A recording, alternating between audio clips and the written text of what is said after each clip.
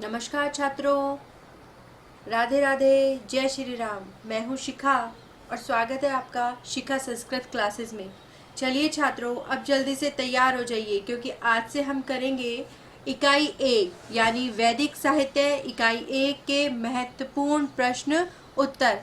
जैसा कि आप जानते हैं, इससे पहले के वीडियोस में मैं आपको इकाई 1 कंप्लीट करवा चुकी हूँ। तो आज से हम शुरू करने जा रहे हैं प्रश्न उत्तर। तो चलिए आइए और जल्दी से जुड़ जाइए मेरे साथ। चलिए आगे देखते हैं। देखिए, पहले हम करेंगे संहिता भाग। तो पहला क्वेश्चन है हमारा कि वेदों की संहिताएं कितनी हैं। क्या क्वेश्चन है कि वेदों की संहिताएं कितनी हैं। देखिए कौन कौन सी होती हैं। 4 होती है ना वेदों की संहिताएं। कौन से थे देखिए, ऋक, यजु, साम और अथर्व संहिता। ठीक है, कौन कौन सी पढ़ी थी हमने, ऋक, यजु, साम और अथर्व संहिता। अब देखिए त्रयी में कौन कौन सी संहिताएं आती हैं। वैसे हमारी वेदों में 4 संहिताएं हैं, लेकिन त्रयी में कौन कौन सी आती हैं। त्रयी में आती हैं हमारी ऋक, यजु और साम। कौन सी आएंगी, ऋक, यजु और साम।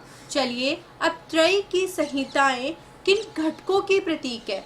ठीक है, जो हमने पढ़ी थी ना ऋक, यजु, साम, ये इनके कौन कौन से घटक है और कौन से प्रतीक है उनके, वो हम देखेंगे। ऋक का कौन सा है, ऋक का होता है शरीर। कौन सा होता है, शरीर।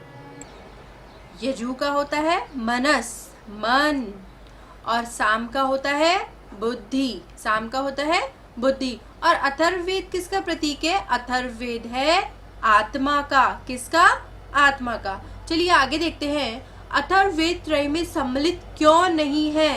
अथर्ववेद त्रय में, जो हम ऊपर त्रय की संहिताएं पढ़ी, हमने त्रय देखा कि उसमें अथर्ववेद क्यों सम्मिलित नहीं है। क्योंकि अथर्ववेद क्या है, अग्निवेद। अथर्ववेद क्या है, अग्निवेद। और त्रय में अर्थात ऋक, यजु और साम जो है वो है सोमवेद। कौन से हैं, सोमवेद। चलिए अगला क्वेश्चन देखते हैं, अथर्ववेद किसका प्रतीक है। अथर्ववेद है आत्मा का प्रतीक। चलिए अब आगे के क्वेश्चन आंसर्स देखते हैं। देखिए, ऋक संहिता को किन 2 क्रमों में विभक्त किया गया है। ये हमने पीछे के मैंने आपको वीडियोस में पढ़ाया था, जब मैंने आपको ऋग्वेद संहिता पढ़ाया था। किसमें, एक तो मंडल क्रम और एक अष्टक क्रम में। किसमें विभक्त है, 2 में, मंडल और अष्टक। मंडल क्रम के अनुसार ऋग्वेद में कितने मंडल बताए थे, 10 मंडल बताए थे। कितने मंडल करे थे हमने, 10 मंडल करे थे। प्रत्येक मंडल को किन में विभक्त किया गया है, सूक्तों में। हमने देखा था ना कि प्रत्येक मंडल को किन में विभक्त किया गया है, सूक्तों में विभक्त किया गया है। चलिए अब आगे देखते हैं, ऋक संहिता को कितने अष्टकों में बांटा गया है। देखिए अष्टक आ गए तो 8 अपने आप ही हो गए। तो हमने ऋक संहिता को कितने भागों में देखा था, 8 भागों में। और इन अष्टक को भी हमने कितने भागों में बांटा था, 8 अध्यायों में। ठीक है, 8 इसके अष्टक हैं और 8 ही इसके अध्याय हैं। और प्रत्येक अष्टक में कितने अध्याय बताए थे, 8 अध्याय बताए थे। फिर हमने देखा कि अष्टक क्रम में से ऋक संहिता में कितने अध्याय हैं, तो 8 और 8 हमने देखा था ना, 8 अध्याय, 8 और अष्टक, तो कितने हो गए टोटल हमारे, 64 अध्याय। कितने हुए, 64 अध्याय। देखिए अब इसमें अष्टक को किन में बांटा गया है, अष्टक को बांटा गया है अध्यायों में। प्रत्येक अष्टक में कितने अध्याय हैं, 8 अध्याय हैं। प्रत्येक अष्टक में कितने अध्याय हैं, 8 अध्याय हैं। अब देखिए अष्टक क्रम से ऋक संहिता में कितने अध्याय हैं, 8 और 8। ठीक है, 64 अध्याय। चलिए अब आगे देखते हैं हम, ऋक संहिता में कुल कितने सूक्त हैं। जब मैंने आपको आगे के वीडियोस में पढ़ाया था तो उसमें मैंने आपको बताया था कि ऋक संहिता में कुल कितने सूक्त हैं, 1028 उसमें सूक्त हैं। ऋग्वेद का ऋत्विक, ऋग्वेद का ऋत्विक क्या कहलाता है, ऋग्वेद का ऋत्विक क्या कहलाता है, होता। मैंने आपको चारों वेदों के बताए थे, ऋग्वेद का, अथर्ववेद का, सामवेद का और यजुर्वेद के। चारों के ऋत्विक मैंने आपको बताए थे। तो ऋग्वेद का ऋत्विक कौन हुआ, होता। सृष्टि रचना से पूर्व की स्थिति का किस सूक्त में वर्णन है? कौन सी सूक्त में वर्णन है? सृष्टि रचना से पूर्व नासदीय सूक्त में। किसमें है? नासदीय सूक्त में। आगे देखिए, सृष्टि रचना एवं ब्राह्मण आदि वर्गों का विवरण किस सूक्त में मिलता है? पुरुष सूक्त में। किस में मिलता है? पुरुष सूक्त में। चलिए अब आगे और थोड़े से क्वेश्चन आंसर देखते हैं हम। भारतीय दृष्टिकोण के अनुसार पारंपरिक वेद की रचना कब हुई? किसके अनुसार? भारतीय दृष्टिकोण के अनुसार। भारतीय दृष्टिकोण वेद को क्या मानते हैं? अपौरुषेय। क्या मानते हैं? अपौरुषेय। और जो पाश्चात्य जो विद्वान थे वो क्या मानते हैं इसको? पौरुषेय। क्या मानते हैं? पौरुषेय। देखिए, वेद अपौरुषेय है क्योंकि न्यायिकों का क्या मानना था कि सृष्टि के आदि में ईश्वर की निश्वास वायु से वेदों की उत्पत्ति हुई है। इसलिए इसका क्या अर्थ हुआ कि अपौरुषेय अर्थ मतलब हुआ कि ईश्वर के द्वारा निर्मित। और जो पाश्चात्य विद्वान है वो मानते थे कि ये पौरुषेय है, यानी मनुष्य के द्वारा निर्मित है। चलिए आगे देखिए कि ज्योतिष के आधार पर वेद काल निश्चयन का यत्न किस भारतीय विद्वान ने किया? ज्योतिष के आधार पर वेद काल का जो निश्चय, ये बताया कि वेद कौन से काल के हैं, उसका निश्चय जो उसका जो प्रयत्न किया गया वो कौन से भारतीय विद्वान के द्वारा किया गया था? वो किया गया था बाल गंगाधर तिलक के द्वारा। किसके द्वारा? बाल गंगाधर तिलक के द्वारा किया गया था। भद्र सूक्त यानी कल्याण सूक्त भी इसे हम कहेंगे, वो किस कारण से प्रसिद्ध है? किस कारण से प्रसिद्ध है? स्वसित वाचन हेतु। किसके कारण? स्वसित वाचन हेतु।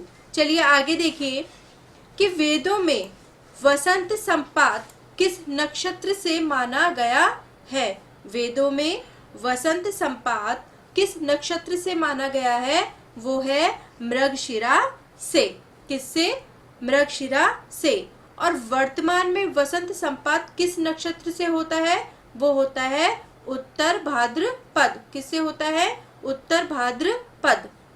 चलिए आगे देखिए, खिल भाग से क्या तात्पर्य है? खिल भाग से तात्पर्य है परिशिष्ट। आगे देखते हैं कि वर्तमान में ऋग्वेद की कितनी शाखाएं उपलब्ध हैं। देखिए, हमने कुल शाखा जो देखी थी ना, वो 21 शाखाएं हमने देखी थी, और उसमें से वर्तमान में कितनी है ऋग्वेद की? 2 ही है। कौन सी है? 2 है। देखिए, वर्तमान में ऋग्वेद की केवल एक ही शाखा मौजूद है, 2 नहीं है, एक ही शाखा मौजूद है, और वो एक ही शाखा है। 1 मिनट रुकिए। और वो भी कौन सी है? शाकल।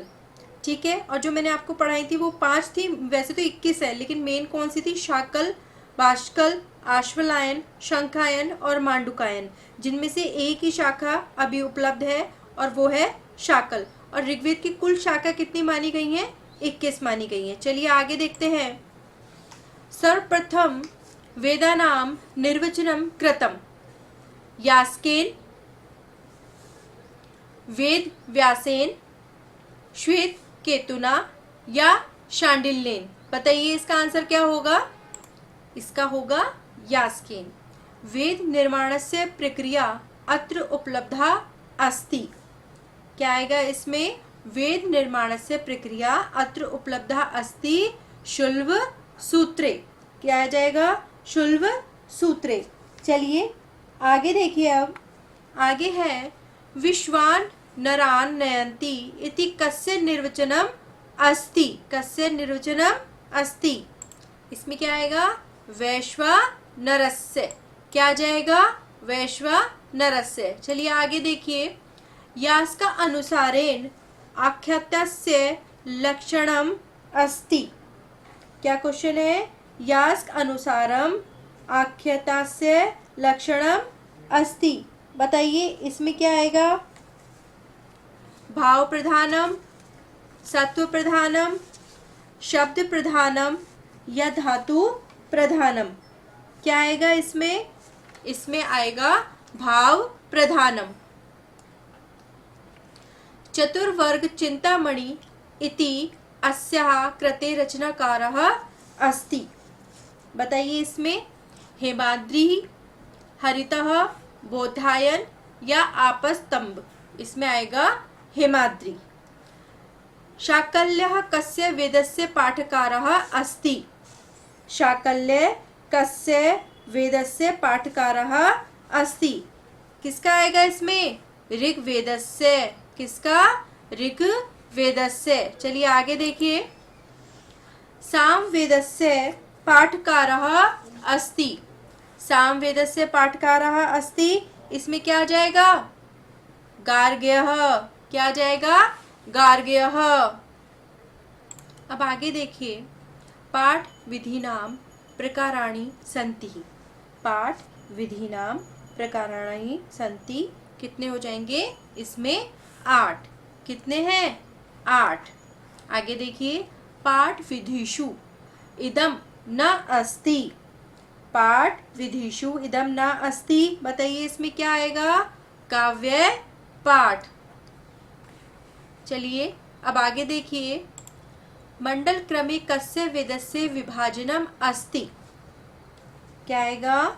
मंडल क्रमे कस्य वेदस्य विभाजनम अस्ति। ऋग्वेदस्य। कस्य? ऋग्वेदस्य। चलिए आगे देखिए। मंडल क्रम आधारे ऋग्वेद कति मंडलेषु विभक्तः अस्ति। कति? 10। चरणव्यूह शौनकै ऋग्वेदस्य कति शाखा परिगण्यते। कति शाखा? 5। महाभाष्यकारेण पतंजलिना ऋग्वेदस्य कति शाखा कथिता। कति शाखा? 21। कति? 21। चलिए आगे देखिए। ओरायनः इति वैदिक रचना कस्य अस्ति। कस्य अस्ति? बताइए। बाल गंगाधर तिलकस्य। एम विंटरनिट्स महाभागेन हिस्ट्री ऑफ इंडियन लिटरेचर इति पुस्तकं कस्य भाषाया लिखितम्। कस्य भाषाया लिखितम्? जर्मन भाषायां।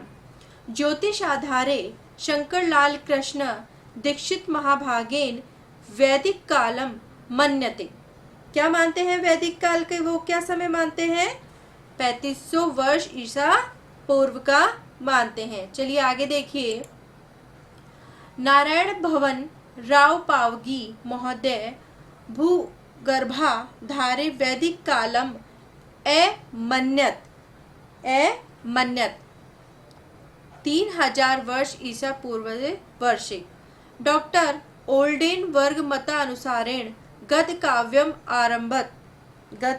आरंभत संवाद सूक्तात्। संवाद सूक्तात्। वाक् सूक्तस्य मंडल क्रम अस्ति। बताइए इसमें क्या रहेगा? 10 और 125। श्रद्धा सूक्तस्य ऋषि अस्ति। श्रद्धा सूक्तस्य ऋषि अस्ति। श्रद्धा कामायिनी। श्रद्धा कामायिनी। चलिए छात्रों आज के लिए इतना ही। अब मैं कल के वीडियो में और वैदिक साहित्य के कुछ क्वेश्चन आंसर लेकर आऊँगी। तब तक आप इन्हें याद कीजिए और मेरे चैनल को लाइक कीजिए, शेयर कीजिए और सब्सक्राइब कीजिए और नोटिफिकेशन को भी ऑन कर लीजिए जिससे समय समय पर सबसे पहले आपको मेरे वीडियोस मिलते रहें। तब तक के लिए नमस्कार, जय सिया राम, राधे राधे।